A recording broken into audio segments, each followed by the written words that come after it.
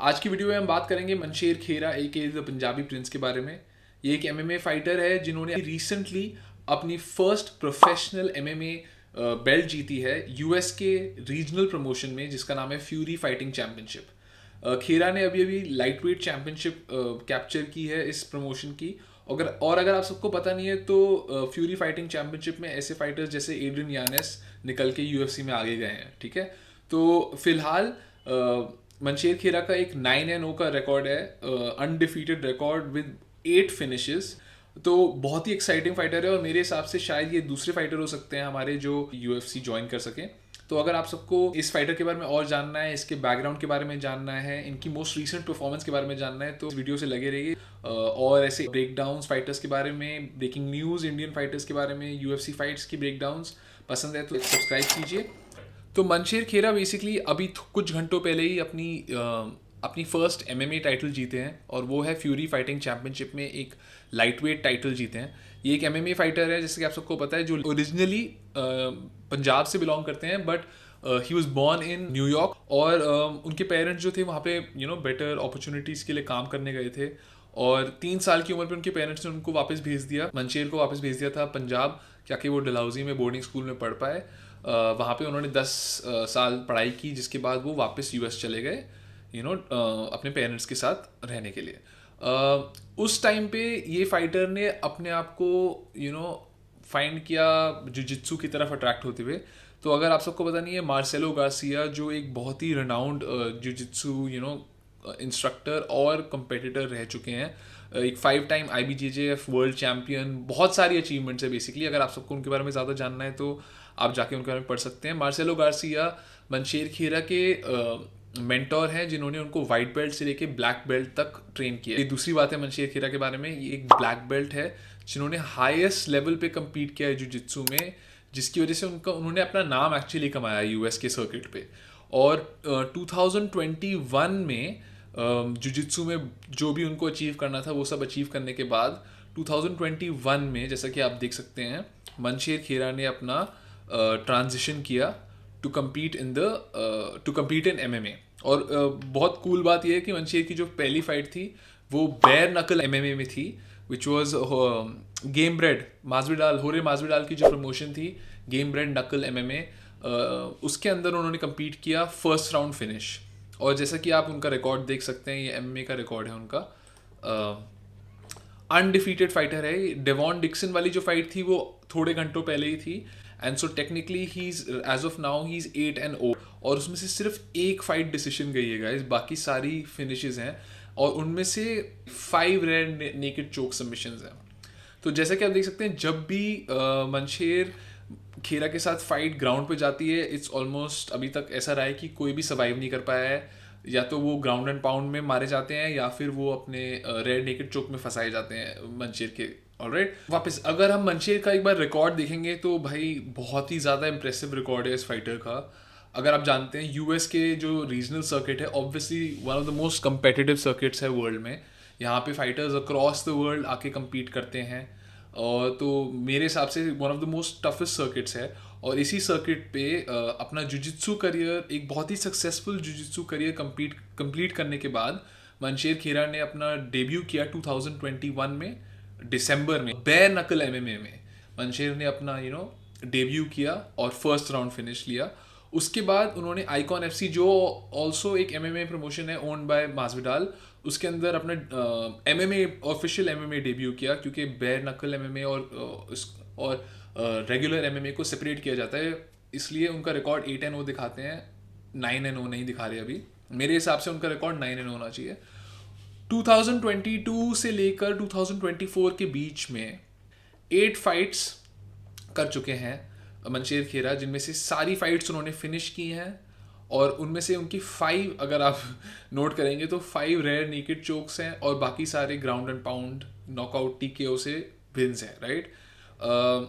Jonathan Martin, Hector science, ये दोनों, अगर आप जानते नहीं, हेक्टर सायंस को जब हराया था मनशेर ने, हराने से पहले ये बहुत ही एक टाउटेड प्रॉस्पेक्ट थे। अभी भी उनका रिकॉर्ड खोल के हम देख सकते हैं, 8-2 का रिकॉर्ड है, जैसे कि आप देख सकते हैं। और इनका बस दूसरा ही लॉस रहा है मनशेर खेरा के अगेंस्ट, एंड काफ़ी seventh pro lightweight in Texas, North America में consider to be the 56th rank lightweight. So काफ़ी अच्छे कंपटीशन को हराया. और अभी कुछ घंटों पहले ही मंशेर ने डेवॉन डिक्सन को हराया, जो एक दूसरा रेप्यूटेड और डेकोरेटेड प्रॉस्पेक्ट था.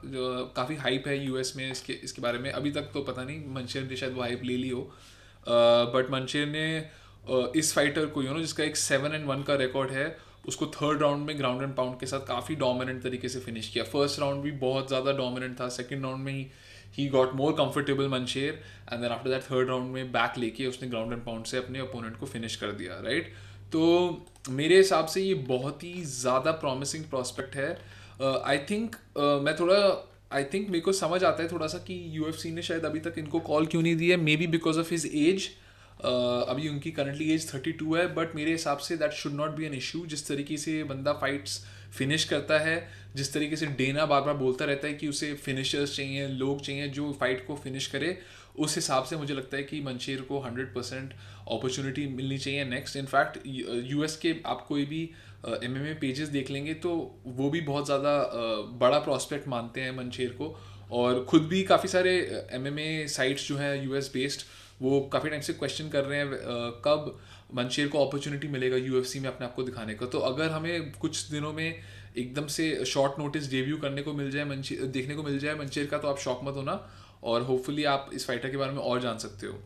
कुछ दूसरे जो इंटरेस्टिंग फैक्ट्स है इस फाइटर के बारे में, कि ये इवन दो यूएस में बहुत सालों से रह रहे हैं और मेहनत कर रहे हैं वहाँ पे, वो रेगुलरली वापस पंजाब भी आते हैं, और फाइटर्स जैसे श्याम आनंद, यादविंदर सिंह जो पंजाब के हमारे बहुत अच्छे रिप्रेजेंटेटिव हैं फाइटर, उन सब के साथ रेगुलरली ट्रेन करते हैं. अखाड़े में भी वापस आके रेगुलरली ट्रेन करते हैं. So he someone who stays in touch with his roots. एक इंटरेस्टिंग फैक्ट अगर आपको बताऊं तो one of his closest training partners is Dillon Dennis.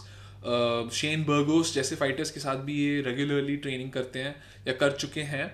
और एक बहुत ही दूसरा इंटरेस्टिंग फैक्ट जिसकी वजह से मुझे लगता है कि यूएफसी में इस फाइटर का आना और भी पॉसिबल है, वो है कि एब्राहम कावा, जो एक्चुअली मतलब कावा ब्रदर्स है, माल्की कावा, एब्राहम कावा, वो इसका मैनेजर है. और अगर आप सबको पता नहीं तो Abraham Kawa is also the manager of Ilia Topuria. तो होपफुली मेरे हिसाब से मंशेर को जल्दी यूएफसी का कॉल मिलना चाहिए. और होपफुली बिकॉज मंशेर काफ़ी टाइम से होप कर रहा था यूएफसी में जाने के लिए. इनफैक्ट उनका एक इंटरव्यू है जहाँ पे वो अपनी लास्ट फाइट जब जीते थे उसके बाद he was hoping to get a call.